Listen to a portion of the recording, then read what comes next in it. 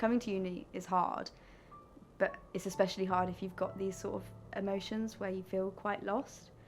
But I think it's really hard to navigate your emotions when you're young, like massively, because you do really think that everything is so important.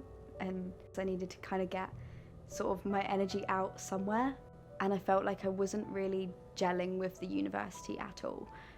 Like, I think the first 6 months of me being here was probably really, really hard for me because I didn't really know who I was myself. I didn't really have any hobbies. So I'd been interested in pole and I really wanted to join, and then it was sort of like a turning point for me. I was like, I need to do something. Like, I can't sit here every evening a week and either drink or just be sat in my bed alone because it's overwhelming. Like, I think everyone's journey is very different when it comes to pole.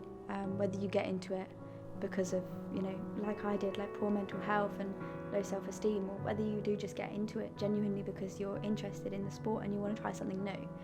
I think everyone has a different journey with pole, but I do think everyone's pole journey is like an emotional one. Looking back, I have no idea why I was insecure about myself.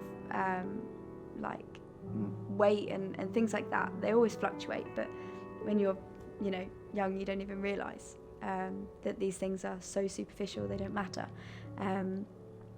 Like, we shouldn't base our mental health on the way that we perceive our physical.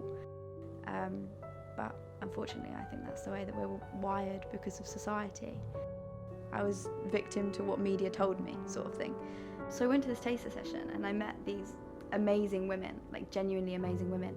I was the youngest by about 20 years, I think. And they were genuinely such like an inspiration. They were just starting pole, and most of them had kids and a husband, and they had an entire life story. And we were just these people who had never touched a pole before. Like, we still didn't even know that pole spun. Like, I think it hit me because I was like at such a dark point in my life where I was like, is there any point, sort of thing.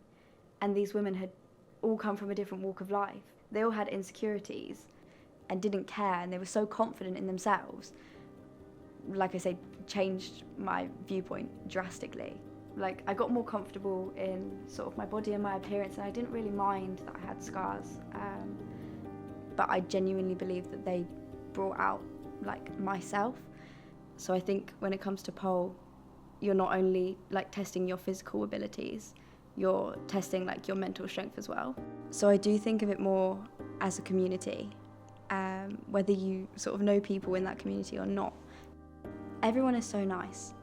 I think because everyone's joined together with this sort of stigma that comes from people outside of the community, you automatically form a bond.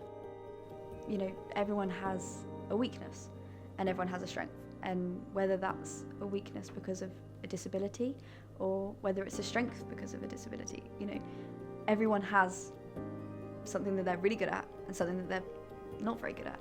And we can, you know, grow on the things that we're not very good at. But why should somebody's, you know, weight or ability or, you know, gender, race, religion, any of that, why should that come in to play when it comes to a sport, you know? And I think when I got put in that room with those women, I was like, yeah, nothing actually does matter. Let's just do this thing that I find fun, and it doesn't matter if I'm good at it as long as I'm enjoying it. And that's where it started, and I just never stopped.